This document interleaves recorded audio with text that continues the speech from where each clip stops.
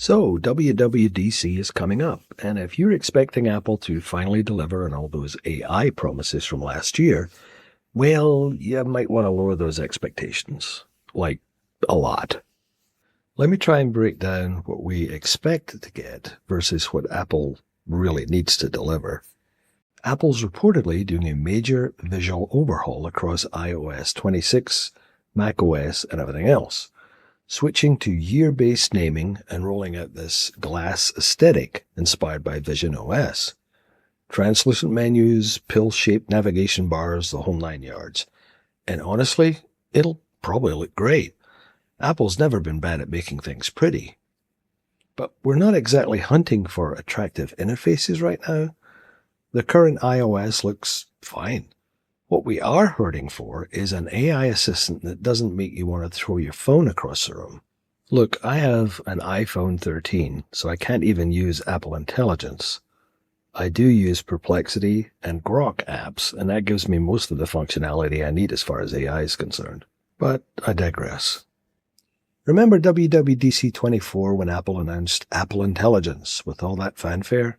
Well, a year later, we're still waiting for most of it to actually work properly. The LLM-powered Siri that was supposed to be revolutionary? Pushed to 2026. Maybe. Instead, we're getting AI-powered battery management and some translation upgrades, and they might slap AI-powered labels on existing Safari and Photos features for marketing purposes. Groundbreaking stuff, truly. Look, I get it. Apple wants to do on-device processing for privacy, and that's honestly admirable.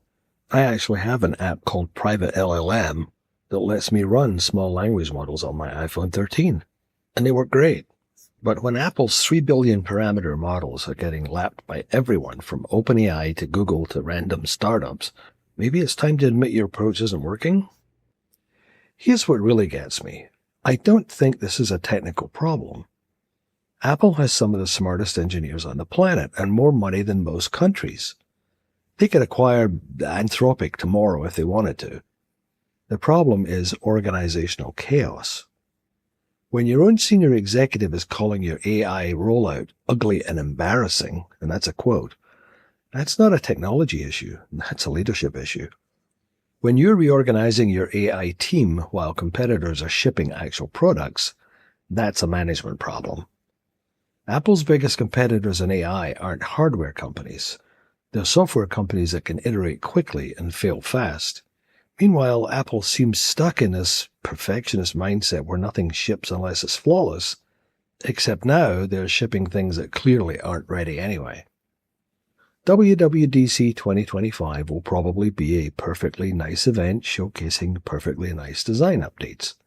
The new glass aesthetic will look fantastic in the demos, developers will get some useful tools, everything will be very Apple.